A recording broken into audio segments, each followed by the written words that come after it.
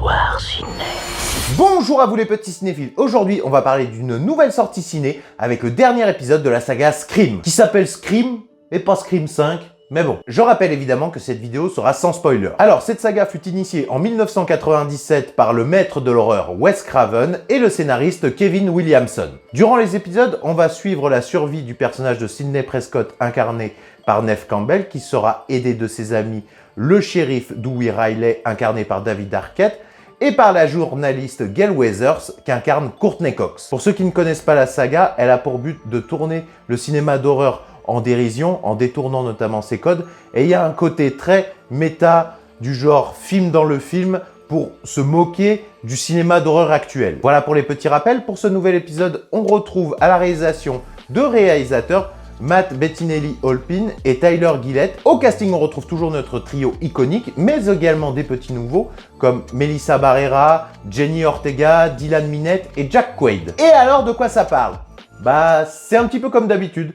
T'as un tueur qui porte le masque de Ghostface et qui commet des meurtres à Woodsboro. Et verdict, c'était pas mal. C'était pas parfait, mais c'était pas mal. Déjà, ce qui était marrant, c'est qu'avant que le film commence, ils t'ont mis un petit message de Ghostface comme quoi tu ne dois absolument pas spoiler le film, même si tu en meurs d'envie. C'était plutôt marrant. La première chose que je me suis demandé après avoir entendu parler du projet, c'était quels codes vont-ils pouvoir détourner après avoir détourné ceux de la trilogie et du remake. Pour le coup, je ne m'étais pas trop trompé. Alors, on surfe sur la vague de ce qu'on appelle des requels. Je ne connaissais pas le mot, je l'ai découvert avec le film. Alors, on garde les films précédents, on garde aussi ces personnages, on en intègre de nouveaux et on se calque sur le matériel d'origine. Sur le premier épisode, quoi. Comme on a pu le voir avec d'autres sagas comme Terminator, la postlogie Star Wars, les nouveaux Halloween ou même SOS Fantôme l'héritage. Ce qui fait qu'on a quand même pas mal de nouveaux personnages qu'on apprécie se voir dézinguer au fur et à mesure que le film avance. Déjà, j'ai beaucoup apprécié revoir notre trio habituel, mais j'ai été déçu justement par leur temps d'écran qui était quand même bien inférieur à ce qu'on peut voir d'habitude et je les ai pas trouvés hyper développés. Hormis le personnage de Dewey que j'ai trouvé vraiment très bon, pour moi, c'est le mieux écrit et le plus intéressant du film. Et comme dans les films précédents, on prend un malin plaisir justement à te remettre le slasher au goût du jour parce qu'en fait, c'est un genre qui ne fait vraisemblablement plus peur, à la différence de nouveaux films comme It Follow ou alors Hérédité. On tape toujours sur le côté facile et prévisible de la saga, on te rappelle les règles du genre le petit ami est le principal suspect, le tueur se trouve sûrement dans le groupe d'amis et une histoire du passé va ressurgir.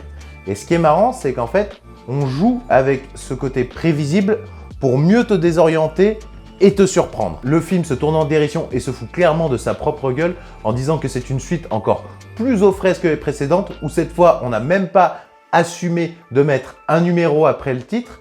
Et je trouve que ça sous-entend quand même une critique du cinéma actuel, mais aussi du manque d'imagination de la part des studios. Sinon, on a quand même pas mal de meurtres dans le film, et je les ai trouvés beaucoup plus gore que d'habitude.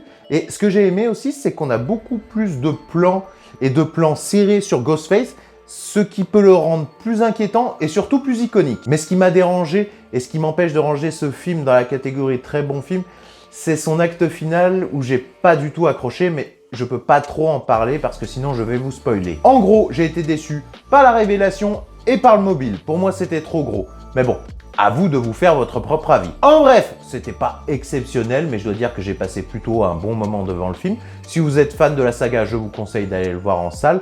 Surtout, n'hésitez pas à me faire vos retours en commentaire quand vous aurez vu le film, de liker, de partager. À bientôt!